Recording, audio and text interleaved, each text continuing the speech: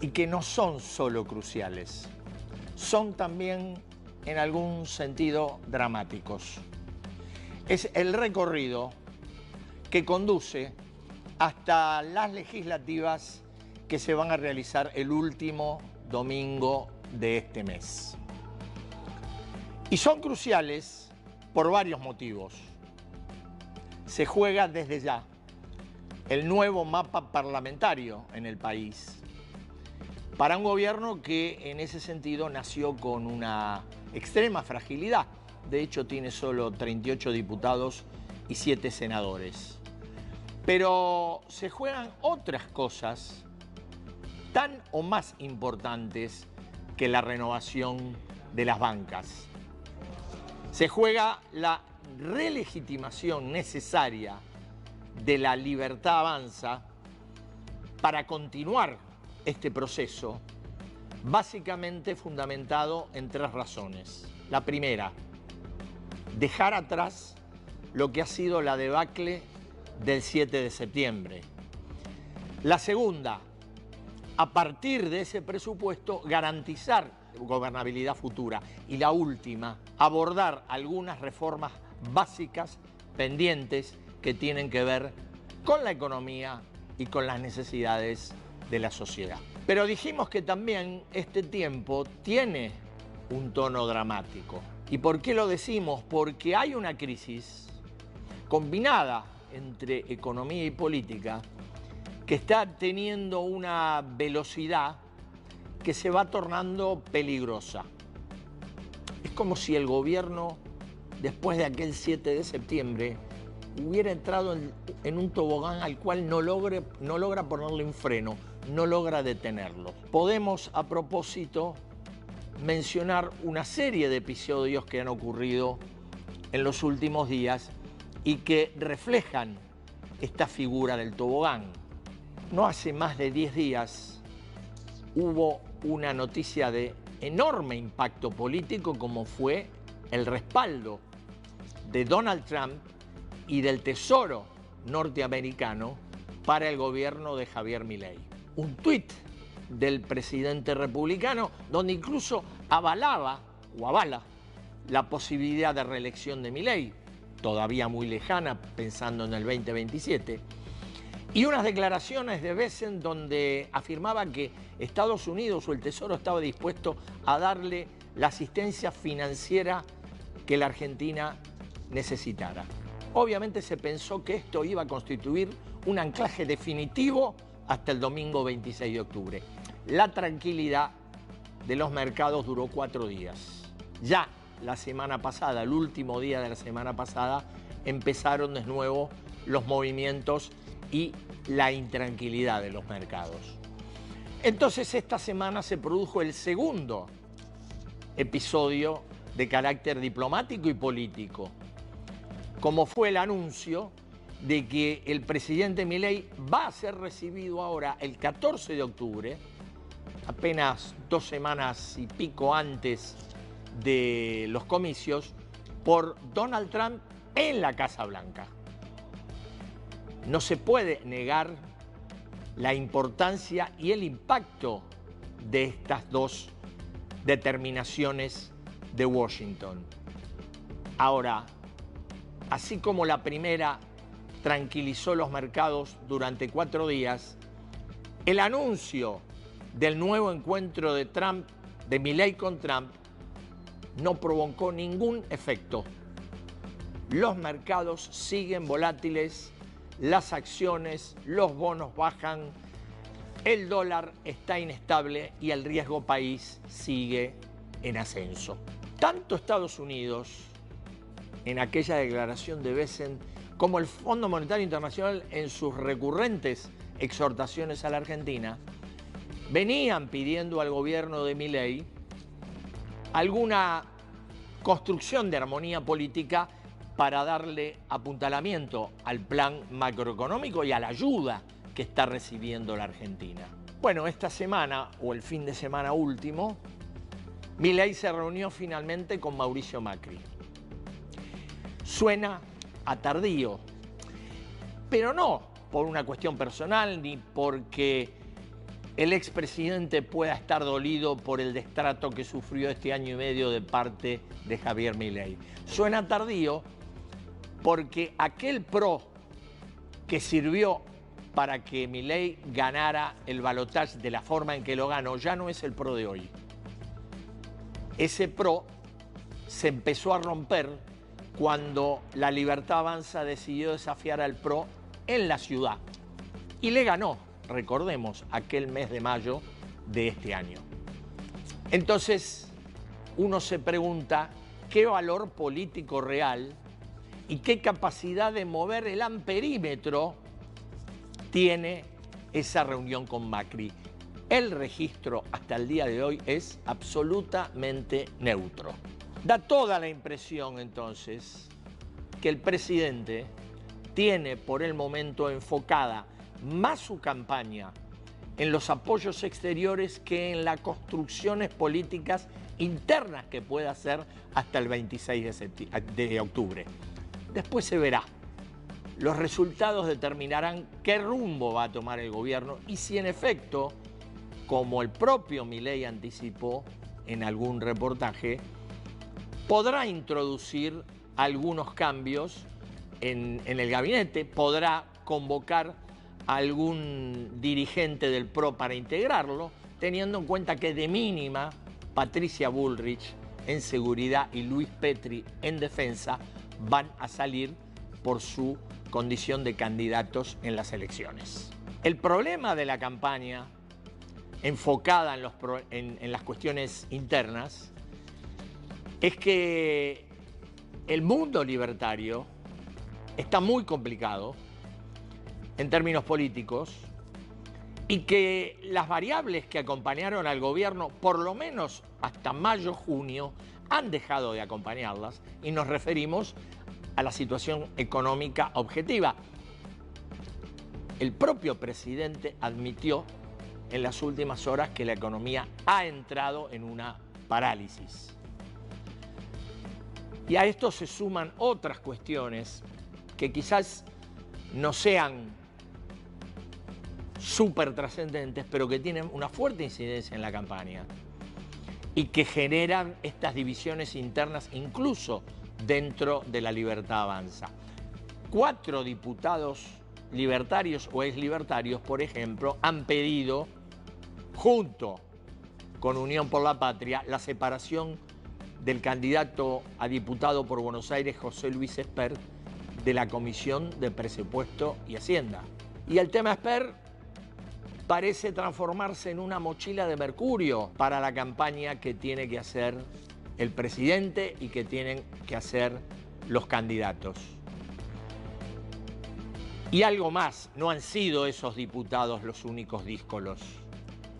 La ministra de Seguridad, Patricia Bullrich, digamos una de las 4 personas más importantes del gabinete, ha sugerido que Espert tendría que dar explicaciones por los episodios que se están ventilando ahora, que resumidamente son el acompañamiento que Espert ha tenido desde el año 2019, particularmente en la campaña 2019, de un empresario, Fred Machado, que tiene una causa en Estados Unidos por lavado de dinero y narcotráfico, con una socia que ha sido condenada ya a 16 años de prisión por el mismo motivo.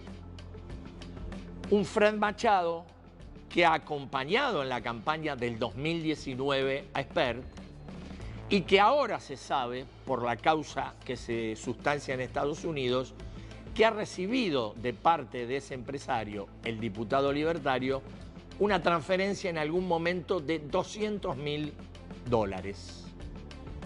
Y un dato más, aunque parezca anecdótico. Espert, en aquella campaña del 2019, nunca terminó de aclarar en la justicia los gastos realizados durante el proselitismo, causa que tiene la jueza María Servini de Cubría. Es el único de todos los candidatos, incluidos radicales, peronistas, coalición cívica, que no pudo poner sus cuentas en orden. Y Espert está donde está por decisión de Milei. en contra de la opinión, aunque suene raro, de Karina y de Santiago Caputo. Habrá que ver si puede sostenerlo en las semanas que vienen, porque es un elemento más entre muchos que están complicando la campaña y que le dan fácil razones a la oposición para criticar y pasar a la ofensiva. De cara a una elección que Milei considera que puede ser su tabla de salvación. Así empieza la edición de Datos de hoy.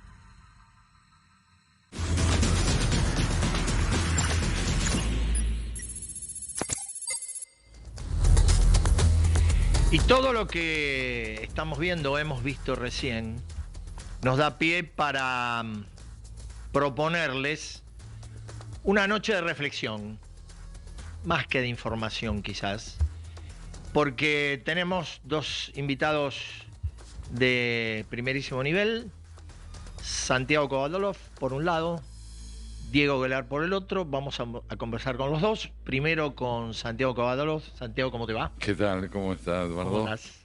¿Bien? ¿Estás bien? Todo bien. Vos no sos un observador común.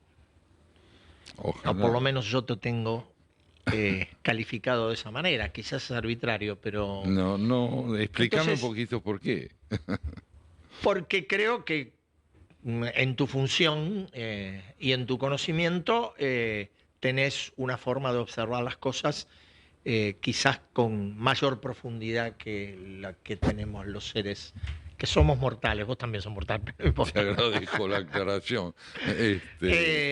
Bueno, y por eso te quería pedir, antes de alguna pregunta concreta,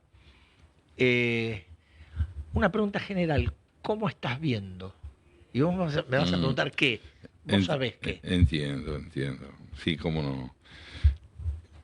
No puedo terminar de sentirme inquieto. ¿Sabés qué me falta en la observación de la Argentina? Vida cotidiana, es decir, previsibilidad.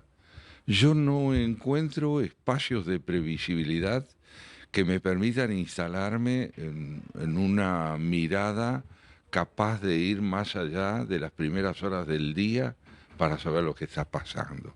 Creo que el gobierno ha generado incertidumbre y un grado de incertidumbre desconcertante teniendo en cuenta las posibilidades que inicialmente tuvo de apaciguar los ánimos en lugar de exacerbarlos. Ahora, la exacerbación yo la veía vinculada al tono y a la modalidad discursiva del presidente, pero cada vez es más evidente que la exacerbación pasa también por la impermeabilidad ante la necesidad del cambio. Esto es lo que observo unido a la imprevisibilidad de los días cotidianos. Está bien. Ahora, la exacerbación forma parte, entiendo yo, a ver qué opinás vos, forma parte de un mecanismo de ejercicio de la política y del poder, en este caso. En este caso, sí. La pregunta es si, cambiando el contexto, en parte ha cambiado, veremos qué pasa el 26 de octubre, hay capacidad de adaptarse al nuevo contexto o si la receta sigue siendo la misma. No sé lo que pensás vos. Bueno, esa es la misma pregunta que me formulo. Yo tengo la impresión, por lo que hasta aquí arrojan las evidencias de esta gestión de gobierno, que el empecinamiento es más potente que la flexibilidad. Yo no advierto signos importantes de cambio, es decir, una capitalización de la experiencia de lo que va ocurriendo y le dice al gobierno que conviene que se modifique, que matice. Por ejemplo, un dato que me pareció interesante. Una mañana nos despertamos y el presidente empezó a hablar en español en lugar de emplear un lenguaje cloacal. No hace tanto de esto. No hace tanto. Uno se pregunta si los cambios súbitos, repentinos, son capaces de traducir conductas bien meditadas y constantes. Porque cuando los cambios tienen la característica de algo disruptivo, inesperado, más bien acusan un efecto de desorientación y no de convicción. Me pareció muy bien escuchar en boca del presidente el lenguaje de un gobernante. Correcto. Y no de un individuo con problemas. Ahora te pregunto, esa mutación oral y corporal, porque también hay una mutación sí. corporal, ¿no lo vacía de esencia al líder? En la medida en que el líder sea un estereotipo asociado con el extremo, con una posición polarizada, creo que lo vacía. Pero también creo... Bueno, el presidente ha venido siendo eso. No, por eso mismo. Pero también creo que si el presidente comprende cuáles son los desafíos que le plantea la gobernabilidad del país, ese cambio puede ser un punto de partida desde que él entienda cuáles son las exigencias que le hace la sociedad argentina. Yo no he visto en las votaciones del 7 de septiembre una posición de escepticismo frente a la política. He visto una posición de exigencia de un sector muy importante del electorado nuestro que viene a decirle al presidente, señor, no es esto lo convenido. Y creo que el presidente nos plantea un interrogante y es esto, ¿puede aprender? Bueno, sí, es el gran interrogante. Y la otra, el otro interrogante sobre el cual al 7 de septiembre ya han pasado unas cuantas semanas, la pregunta es si se terminó de interpretar ese mensaje o si se hacen interpretaciones antojadizas. Digo, esta semana el presidente dijo, bueno, finalmente sacamos 4 puntos menos que Vidal, que ganó la provincia de Buenos Aires con 38. Da la impresión que ahí hay una lectura extremadamente superficial. Sí, un triunfalismo empecinado en negar la enseñanza de la experiencia, porque uno puede salir cuarto, como le ocurrió al presidente en elecciones recientes, la Libertad Avanza sale cuarto, y uno puede hacer una lectura, decir, bueno, nunca una fuerza como la nuestra llegó a un cuarto lugar. ¿Qué quiero decir con esto? La enseñanza es no nos va bien, el aprendizaje es podemos llegar a andar mejor, podemos llegar a andar mejor, pero esto supone una flexibilidad característica del político y a mí me parece que el presidente tiene una mala relación con la política. Concibe la gobernabilidad unilateralmente asentada en el éxito económico. Y yo creo que lo que la sociedad le está diciendo, no hay garantías económicas sin estabilidad política. Sí, y tampoco, diría yo, tampoco hay éxito económico. En todo caso, hay marcada una huella muy bien, que muy después bien. se verá qué rumbo termina teniendo. Por eso, pero podríamos decir que hubo un cambio drástico de orientación que requirió coraje, imaginación, tenacidad, pero cuidado con el reduccionismo. El reduccionismo es la presunción de que la política se agota allí donde yo establezco prioridades excluyentes. Yo me acuerdo, no es una analogía exactamente, pero recuerdo que tiempos de Onganía fijó momentos. Hay un momento para la política, hay primeramente un momento para la economía. Esta concepción que desoye la simultaneidad e interacción de los procesos rehuye la complejidad de la realidad. Y la realidad argentina, que es extremadamente compleja, ¿no? Extremadamente. Ahora, cuando, y lo hablábamos recién, uno habla de la capacidad o no que puede tener el presidente de adaptarse al nuevo contexto. Y yo también me pregunto, y para nosotros los periodistas es incómodo interpelarnos sobre, bueno, ¿y qué nos pasa con los comportamientos colectivos?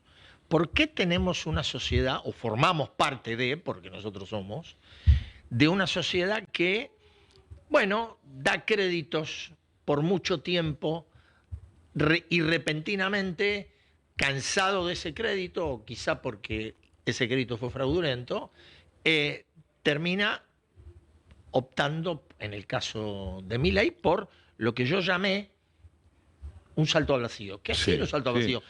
No, un salto al vacío no significa que necesariamente te vaya mal, simplemente es que no sabes a dónde va. Ese es el punto, y todavía no sabemos. No sabemos, no. Entonces tenemos una sociedad... Bueno, este es el otro tema, son los comportamientos colectivos en la Argentina. Así es. Y que no es de la época mileísta. No. Arranca, si querés, para tomar un periodo corto, del 83 para acá. Así es. ¿Y qué hemos visto en estos años del 83 hasta acá? Que el empobrecimiento de la identidad cívica de nuestra sociedad fue alentado por fuerzas civiles y no necesariamente por las tradicionales fuerzas militares que interrumpían procesos democráticos. La democracia ha decaído por obra de los comportamientos de líderes civiles, de dirigentes civiles, que no han estado a la altura de la complejidad del desafío. Ha podido mucho más la retórica que la profundidad del diagnóstico. Que en muchos casos, no en todos, pero en muchos, han tenido una recurrente convalidación social. Sí, por eso a esto iba, que era lo que vos señalabas. La convalidación social acompañó todo este proceso del 83 hasta acá, con adhesiones, yo diría, erráticas porque pasaban de un extremo a otro, de una idealización creciente de los liderazgos a decepciones igualmente profundas, y la creciente salida hacia nuevos liderazgos idealizados. Hoy, como bien decís, sabíamos de dónde queríamos irnos y dijimos, a cualquier lado menos este. ¿Cualquier lado? Esa es la pregunta. Bueno, todavía está la pregunta. Todavía está la pregunta. Porque la resolución no está. No. Ahora, analizando un poco todo el desarrollo,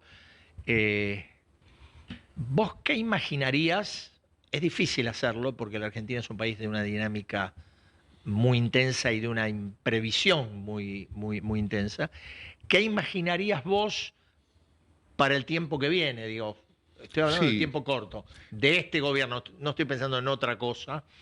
Y si crees que esta recurrencia argentina de que vamos de acá a acá puede encontrar en algún momento o en algún punto un anclaje intermedio. Veamos si lo que te digo responde a lo que me preguntás o planteás. Yo estoy esperando un aprendizaje no solo de parte del gobierno en términos de eficacia y moderación, lo espero también de la oposición. Yo creo que las fuerzas opositoras de centro, no hablo del peronismo, porque creo que el peronismo vive de la rentabilidad que le deja la ineficacia. Pero también hay un peronismo de centro. Sí, pero normalmente... El peronismo abarca... Sí, pero las candidaturas... No, es cierto. Las candidaturas hoy no lo diré ya. A lo que voy es, ¿podrá aprender lo que queda en forma dispersa de las coaliciones de centro pasadas, que es indispensable plantearse como una alternativa complementaria en este momento del gobierno? Es decir, que en diálogo con ella pueda generar posibilidades que el gobierno solo no ve? ¿Puede esa coalición existir?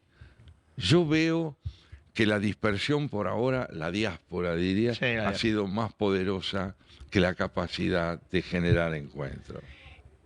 Y te tomo eso y me viene a la memoria algo que siempre ha dicho y que lo ha dicho en un libro que escribió recientemente Pablo Gorechunov, Ah, sí. y que me parece una figura muy descriptiva de lo que es la cadena de la historia argentina, la incapacidad en Argentina de reconocer al otro, la inexistencia del otro. Desembocamos en la idea del prójimo. Hay una convicción que sí tengo Y es de todos. y es de todo. Porque No, estamos uno se la hablando, puede no. endilgar al peronismo, pero yo se la puedo endilgar al antiperonismo también. Pero por supuesto. Yo tengo la impresión de que el concepto de ciudadanía es lo esencialmente soslayado. Un ciudadano es con otro. Un ciudadano es con otro. Claramente. Es la disidencia ejercida en la comunicación y la convivencia. Es una cultura empobrecida, solipsista, que prefiere el monólogo al diálogo y que cae en una fuerte idealización de figuras que proponen el monólogo antes que el diálogo, autosuficientes, fuertemente convencidas de su liderazgo mesiánico. Todo ese empobrecimiento discursivo es correlativo de una cultura anémica en términos cívicos. Con rasgos, es opinión y puede ser desacertada, con rasgos muy fuertes de cultura peronista, aún no siendo peronista. aún corriendo al peronismo del escenario, ¿no? Por supuesto, es lo que decía Perón, ¿verdad? Peronistas somos todos. Bueno, pero hay algo de lo que él quiso significar es interesante. Es una cultura a la que el concepto de peronismo lo podemos ampliar o extender a la idea de que el macrocefalismo del Estado, la idea del prebendarismo como criterio primordial de configuración de una identidad política, la ideología entendida como un saber absoluto, la intolerancia ante el otro que no puede ser admitido como un adversario complementario, todo esto es algo que ha contaminado a nuestra sociedad y ha hecho de la ciudadanía un espectro, un espectro.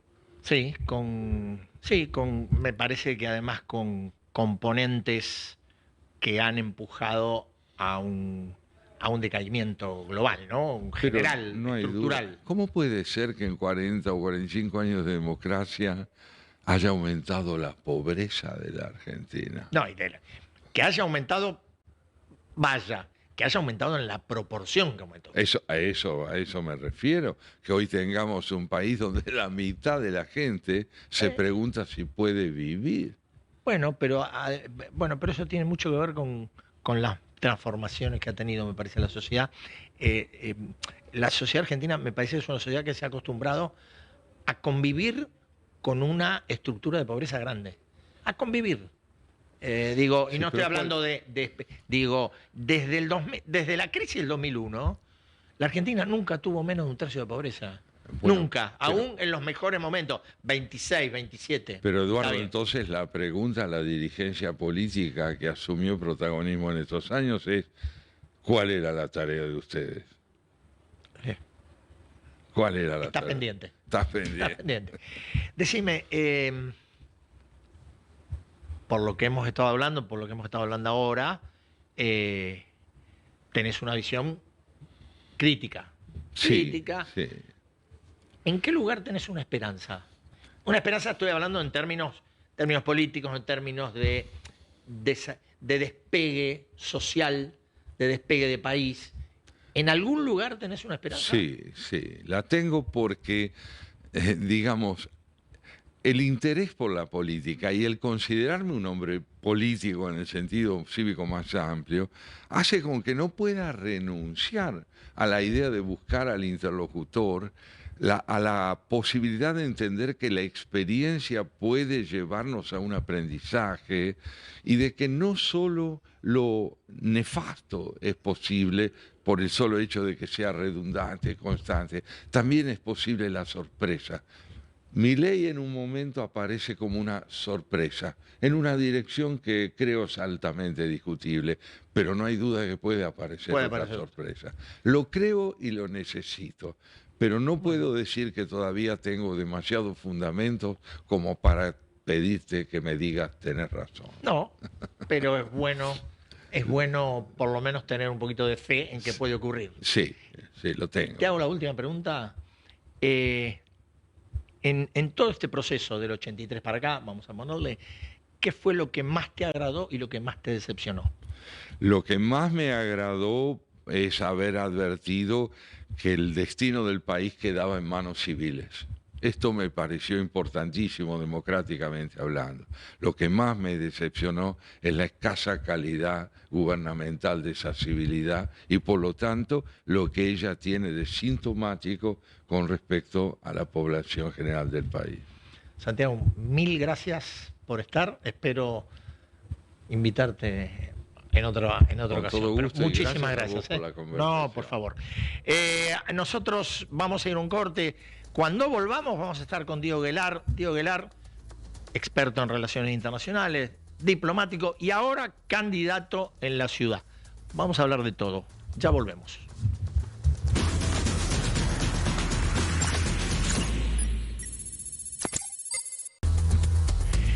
Y dijimos que era una noche de reflexión, entonces, antes de preguntarle nada, le voy a dar el paso y la derecha a Diego Guelar, que está con nosotros. Muchas gracias, Eduardo, por tu invitación. Tuve el gusto de escuchar el bloque anterior con Santiago Kovadlov.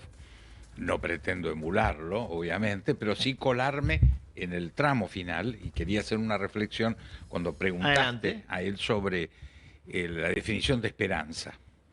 Y a mí me apareció la figura de Stanley Kubrick y los contactos lejanos del tercer tipo, esa famosa película, que es un poco el relato de la búsqueda de los humanos, de encontrar vida en alguna otra galaxia, en algún otro planeta, en alguna algo, en esa enormidad del espacio vacío. Y yo creo que esa es la mejor definición de esperanza, porque todo indicaría que estamos solos con toda la información que tenemos. Sin embargo, lo que mantenemos vivo es la idea que en algún momento, de alguna forma, va a haber ese contacto lejano del tercer tipo y vamos a encontrar alguna forma de civilización. No estar solos. Lo que el propio Santiago decía, el otro. Finalmente hay un otro que estamos buscando en ese espacio. Que tenemos una pulsión a rechazarlo en general, ¿no? Claro, pero también hacerlo. Por eso se hace y se continúa y hay sondas que están viajando por meses y meses con esa expectativa que tiene una razón muy clara de ser. En algún momento va a terminarse la vida en el planeta Tierra y va a haber que trasladar al menos una colonia a algún otro lugar donde haya condiciones de vida. Entonces, esto para mí es claramente la esperanza y la búsqueda ineludible del otro hasta en las cosas más abstractas o más infinitas. Eso es la esperanza. Y en eso, por supuesto, como argentinos lo tenemos mucho más cerca. No, claro. Son los vecinos, la provincia de Buenos Aires, claramente, la provincia de La Rioja, las Provincias Unidas. Mirá los cercanos que tenemos, los contactos, no son lejanos. No, es verdad. Y decime, y ahora te tiro de la soga y te llevo a cuestiones más concretas. ¿La esperanza para el gobierno en este momento es solo Estados Unidos? Bueno, yo creo que tiene una cuestión de esperanza religiosa, porque en buena medida lo libertario es una religión, no es una expresión del razonamiento político. No es liberalismo. No es liberalismo, sin lugar a duda. Entonces tiene una religiosidad fanática, y en esa religiosidad fanática montó un escenario que era: vamos a pintar a toda la Argentina de violeta, y le damos el pincel violeta a la jefa del partido violeta, que es Karina Milei. Proyecto, disculpame, lo voy a decir muy claro, ridículo. No había ninguna posibilidad que en un escenario federal, multicultural, multipolítico, multiideológico, que caracteriza la convivencia argentina, esto fuera posible. Lo intentó el peronismo, lo intentaron las dictaduras militares, sin lugar a dudas. Y no funcionó. Entonces es ridículo pensar que esto podía de ninguna forma tener éxito. Ahora, ¿esto qué es el fracaso de la Argentina? No, es un intento equivocado. Entonces, lo decía muy bien Santiago, es el momento de cambiar. Algunos dicen, va a cambiar esto después de la elección del 26. No, cuando uno se da cuenta de que algo tiene que cambiar, tiene que poner el freno y hacerlo ya. Si vos sabés que hay un precipicio, no decís, no, una vez que paso el 26, veo dónde está el precipicio. No, ya me di cuenta que el precipicio lo tengo enfrente y no sé si no llego al precipicio antes del 26. Ahora, eso se ata con lo que te pregunté recién. ¿Cuánto sirve el respaldo de Estados Unidos explícito en una ocasión? Se va a repetir el 14 con el encuentro en Washington de Milei con Trump. ¿Cuánto sirve o cuánto puede servir ese respaldo para producir ese cambio que vos decís? Mira, sirvió para muchísimo y ya lo tiramos a la basura. Yo estaba en Estados Unidos y era embajador cuando el presidente Clinton hizo el salvataje de México, lo que se llamó el efecto tequila. Tal cual. 95. 95. Claro. Diciembre del 95. Pero se tardó como un año, desde el 94 estaba en crisis en México. Sí. México, con todo respeto a mis amigos mexicanos, es el sur de los Estados Unidos. O sea, una prioridad. Pasan bienes y servicios por 3.500 millones de dólares por día por la frontera, más todo lo demás, ¿no? Inmigrantes, droga. Bueno. Entonces, esa situación tan prioritaria llevó un tiempo largo. Yo me acuerdo, mi colega mexicano al borde del infarto durante meses porque no se terminaba de pergeñar la ayuda. Finalmente fueron 20.000 millones con garantía de petróleo de Pemex, que hoy no lo podríamos hacer vía YPF por las complicaciones que todos conocemos. Entonces, esa situación tan compleja, único antecedente, demuestra que esto fue casi inverosímil, que el secretario del Tesoro, el lunes pasado, a las 9 de la mañana, porque al mediodía no lo hubiera podido hacer porque ya hubiera sido el lunes negro con todas las caídas, ¿no?, anuncie en forma incondicional, total, el apoyo del Tesoro norteamericano, fue una bomba en el mundo, no solamente para nosotros. Y en Estados Unidos también. En Estados Unidos también. Es decir, un dato imposible de creer que estuviera ocurriendo sin una carpeta. O sea, para que esto ocurriera en el caso mexicano, con toda la prioridad mexicana, había que armar flor de carpetas, dictámenes, gente que opina, agencias que tienen que opinar sobre esto. La consideración si tiene o no que intervenir el Congreso, yo creo que no, pero son consideraciones que llevan procedimentalmente tiempo. Acá en un fin de semana se resolvió todo. Claro, ¿por qué se resolvió todo? Porque no se resolvió nada. Fue un dato meramente anunciático que tranquilizó efectivamente a los mercados, pero el día de hoy no entró ni un dólar ni sabemos de qué se trata. Y los mercados ya no están tranquilos. No, duró 5 días, 6 días esa tranquilidad. Pero esa mano enorme, yo me alegré profundamente, porque a diferencia de argentinos, yo no los entiendo, pero existen, que estaban muy felices, que todo se derrumbaba la semana pasada. Yo no entiendo esa sensación. No. Yo estaba, y estoy seguro que vos también, con una gran angustia, porque eso pasa. No tenemos que ser violetas libertarios para eso. Si no aprendimos de los derrumbes... Bueno, pero hay muchos argentinos que no. No, entiendo. Entonces, esa situación hacía que de esa situación, del cual el primero que tiene que tomar conciencia es el presidente, porque tiene que haber tenido algún dato que le decía que esto era imposible resolverlo por esa vía. Yo te recuerdo que en el último año tuvimos 3 salvatajes mágicos. Bueno, el fondo primero, fue uno. No, el primero el chino, en julio del año pasado. El swap. No, discúlpame, nuestros colegas, porque yo pasé por el periodismo también, inventaron eso, no era swap, era un crédito a corto plazo que pidió Sergio Massa, que lo sacó de ese swap, que es un vale por, y que está depositado en el Banco Central, que no se puede usar. Estos 5.500 era un crédito a corto plazo que había que pagar en julio del 2024. Era exigible por China. China decidió unilateralmente, lo confesó el presidente en el famoso reportaje con Susana Jiménez, que eran buenísimos socios y que además ayudaban sin pedir nada a cambio. Es cierto, entendieron que su socio estratégico argentino no podía pagar, se iba al default y nos dieron 2 años de plazo para pagar. Eso está vigente, hay que pagarlo en el 26. Por supuesto. Julio del 26 va la factura. En mayo de este año el Fondo Monetario, que después que le enchufamos 55.000 millones, mismo ministro de Economía, en el 2018, 20.000 millones más. Y el tercero, el Tesoro norteamericano. Es bueno recordar lo de los contactos Que lejanos. todavía no llegó. No, El anuncio, anunciado. falta. Anunciado. Es bueno recordar cómo empezamos este diálogo con los contactos lejanos del tercer tipo. Sí. Esperemos que existan los marcianos o en algún lugar haya una civilización. Ahora, pero vos mencionaste dos Pero cosas. discúlpame, Sí, dale. porque para terminar el concepto, Sí. que esos marcianos o del planeta que sean muy ricos y nos quieran a nosotros, porque no tenemos cuarto banquero de última instancia. Se acaba, quemamos todas las naves. Pero además hay otra cosa que vos mencionabas en el desarrollo que hiciste, y es, yo me pregunto, ¿es compatible ahora esta ayuda presunta gigantesca de Estados Unidos con esa benevolencia china de, bueno, se prorroga hasta mitad del año que viene? No tengan la menor duda, son complementarias. La realidad del mundo, al margen de la capacidad argentina de transformar todo en blanco o negro, o sea, que somos chinos o somos norteamericanos, Sí. es que hay sobre 190 países, 140 que tienen a China como su primer socio comercial y conviven con mucha intensidad, en muchos aspectos, muchos de ellos con mucha más intensidad que nosotros con Estados Unidos. Es decir, las soluciones son complementarias, no son alternativas. Excluyentes. Exacto.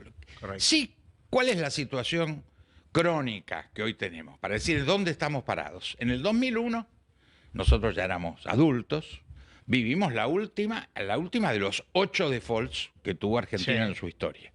150.000 millones de dólares, en ese momento el más grande.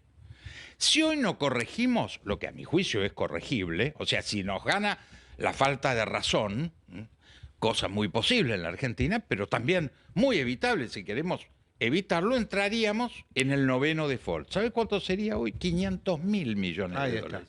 Y de nuevo el más alto. ¿Y de dónde partimos? Para hacer la historia corta, 4.500 dejó Isabel Martínez de Perón en 1976. 4.500. Quitamos 13 ceros a la moneda. Es decir, ese desastre no lo hizo la Casa Blanca, ni Beijing, claramente. ni la Unión Europea, ni Brasilia, todo de autoría nuestra. La mejor conclusión que el presidente debería tener, y los que no somos el presidente, es que esto lo tenemos que arreglar entre nosotros porque el lío lo armamos nosotros y queda claro que todas las ayudas externas no sirven para resolver esto. Ahí es donde el cambio tiene que ser violento. Violento no porque sea violento con las armas. Entiendo. Tiene que ser Drástico, abrupta, claro. drástico. Y ahora no podemos poner esto en el calendario electoral. Entonces decimos, ahora tenemos que llegar al 27 Sí. de octubre, después hay un periodo del 27 de octubre hasta el 10 de diciembre, después vienen los vencimientos de más de 4.000 millones en enero y 4.000 y pico en julio. No, ese cronograma se terminó. Lo que tenemos que tener claro que estamos viendo aquí, ahora y ya el precipicio al alcance de la mano. Entonces el freno lo tenemos que poner ahora. O sea, no tenemos tiempo para hacer ese cronograma como el Partido Radical, que se lo banca Lustó hasta diciembre porque es el cronograma radical, al margen de cualquier consideración. Bueno, ese autismo social que tenemos, sé que la palabra autismo no hay que usarla, No, pero para describirla de alguna forma, esa falta de conexión con el otro, nos permite aislarnos de la realidad, hacerlo del avestruz y ahora decir, bueno, ahora tenemos que llegar, entonces juntamos unos dólares, conseguimos la plata de los exportadores, Y llegamos al 26 y después vemos qué pasa. Creo que ese enfoque es realmente suicida. Dos preguntas te quería hacer, muy puntuales, vos que sos un experto y sobre todo vinculado a la región. Uno, el tema Estados Unidos-Venezuela. Otro, el tema Estados Unidos-Brasil. Bueno, mira, acá se da un tema que realmente fue uno de los grandes aportes del presidente Milei. ¿Cuál? El traernos el mundo a la Argentina. Nosotros, hasta diciembre del 23, 20 años de kirchnerismo nos habían sacado del mundo. Nosotros teníamos un conflicto entre lo nacional y popular y lo neoliberal. No hay ni neoliberales ni nacionales ni populares. Sí. Entonces, estábamos con un nivel de aislamiento brutal. No llega de la mano de una de las versiones, Trump, Vox, Orban, las versiones de derecha dura, Sí, sí. pero una de las versiones hoy hegemónicas en el mundo. Es decir, el debate que hoy tenemos, político, ideológico en la Argentina, coincide con el occidental. Con lo que está pasando, Con sí. lo cual, eso a mi juicio es bueno. Después, cómo se distribuye el poder y cómo se resuelve, ese es otro cantar. Pero en principio volvimos al mundo. Y volvimos al mundo con una expectativa positiva, porque el mundo vio a la Argentina reaccionando. Evitó, en ese momento, vimos el desfiladero, vimos el precipicio y paramos. Y lo hizo la gente, sin saber bien qué significaba dinamitar el Banco Central, qué era la casta. No, está claro.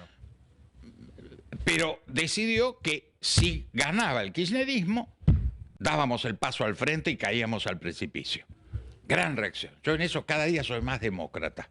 Entonces, la gente tiene razón. Pero digo, debo inferir, corregime si estoy haciendo una inferencia incorrecta, que parte de ese retorno al mundo tiene que ver, por ejemplo, con la postura intransigente, no es la palabra más feliz, pero con la postura firme del gobierno frente a casos como el régimen de Maduro, que los gobiernos anteriores no venían teniendo. No, pero sin lugar a dudas. Por eso, en mi balance, la llegada, y yo no soy libertario, no creo, y no voy a ser violeta, después podemos hablar exactamente de lo que soy, pero no tengo la menor duda que el balance es muy positivo. El presidente nos evitó caer en el precipicio en enero, febrero, estábamos en el precipicio con consecuencias inimaginables. Prefiero ni siquiera imaginarlas. Primer dato. Segundo, nos incorporó algo que toda la región, nuestro barrio tiene, que es Chile, Paraguay, Uruguay, Brasil, que no se puede gastar lo que no tenemos, lo que llamamos el ancla fiscal. Y esto es clarísimo, esto no es ideológico. Argentina, no importa que tuviera un gobierno de izquierda o de derecha, no puede emitir, no puede tomar prestado porque nadie nos presta, más. No podemos cargar de impuestos porque estamos sobrecargados, hay que bajar los impuestos. Estos son fórceps que no tienen nada que ver con la ideología de derecha, de izquierda, de centro. Es un condicionante de la nación que la nación tiene que asumir como propio en todas sus interpretaciones. Porque si no, no salimos. Es decir, esta lucha, a mí me pasó, yo estuve en la marcha por la educación, el tema del Garrahan, y había gente que me decía, pero embajador, usted acá como si yo fuera raro. Le digo, no, yo fui a la educación, mi educación fue primaria, secundaria, y en la UBA, pública. ¿Cómo yo no voy a defender la educación pública? ¿Dónde? ¿Se creen que yo soy un marciano? Entonces, esa situación de haber desgajado, donde hay una oposición que dice el gobierno es malo porque no financia causas justas. Y el gobierno que en vez de decir son mis causas, porque en un país que tiene la 1420 de 1884, donde teníamos educación y salud pública mejor que en Europa hace más de 100 años, es una causa argentina. ¿Qué argentino de bien o argentina de bien no va a defender? No digo solo la educación pública, después tuvimos en los 60 laica y libre, la incorporación de la educación privada. Hoy culturalmente, ¿quién cuestiona que haya desde prepagas privadas o universidades o escuelas privadas? Pero hoy lo que está claro, que el nivel de Argentina, el valor de Argentina es el nivel de su educación y de su salud pública. No deberíamos estar discutiendo esto. Diego, se me acaba el tiempo. Te agradezco muchísimo. Vos competís el 26 en la ciudad. Yo creo que lo mejor que pueden hacer tus oyentes es votar a Aguilar senador, no Violeta, pero absolutamente consciente que este es el rumbo, que hay que complementarlo, que hay que completarlo, y eso se hace con diálogo, con gobierno de coalición y con convivencia con inclusive la más dura de las oposiciones. Te agradezco muchísimo. Gracias por la invitación. Nosotros nos estamos despidiendo. Vamos a volver, como siempre, el miércoles que viene a las 21. Chau, gracias, buenas noches.